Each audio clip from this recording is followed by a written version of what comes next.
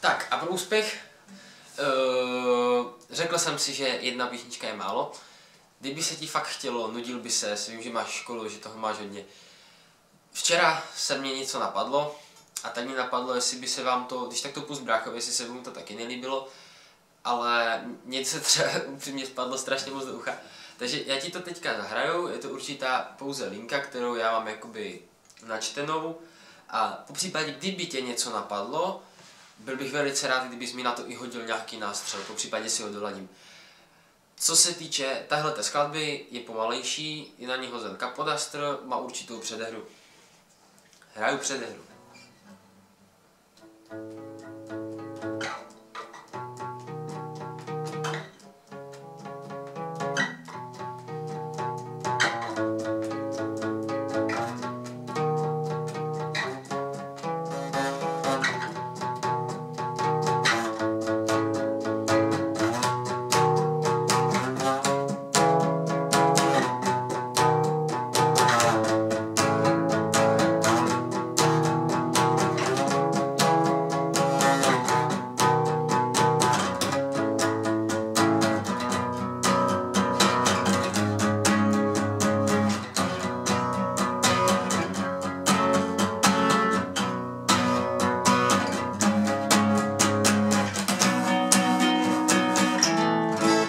Tak, pro případě, kdyby si to chtěl naučit a zahrát si to stejně, hraje si tam, mám takový pocit, 5 akordů. Gčko, Ačko, Bmi, Hami, zase Ačko a pak je Emi, Ačko,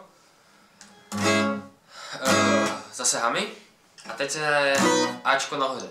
Je to stejné, tenhle akord a tenhle akord jsou stejné, hraje se to výš, protože to má lepší dozvuk. Asi proto.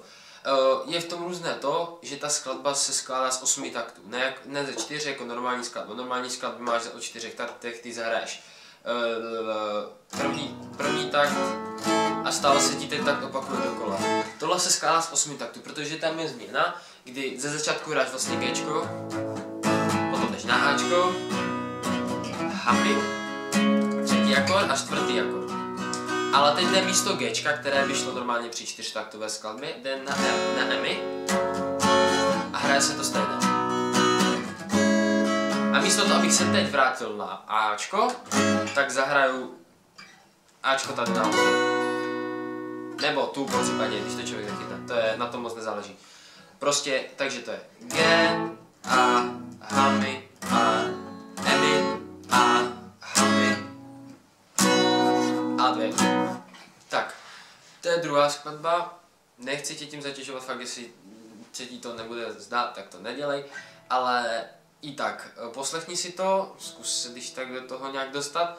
Mně se to strašně líbí, budu rád, když si to poslechneš i ty s bráchou, já vím, že strašně melu, ale už jsem to já.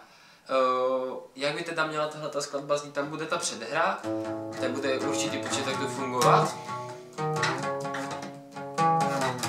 Nejdřív bude po jedné struně a potom se začne jakoby hrát více strun, až pak se začnou přehrávat akordy, začne se přidat druhá kytara, bicí a tak dále a tak dále.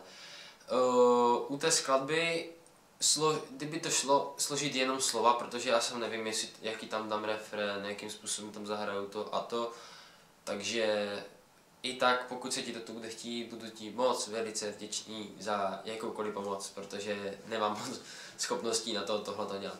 Takže po druhé a teď už fakt naposledy, čau.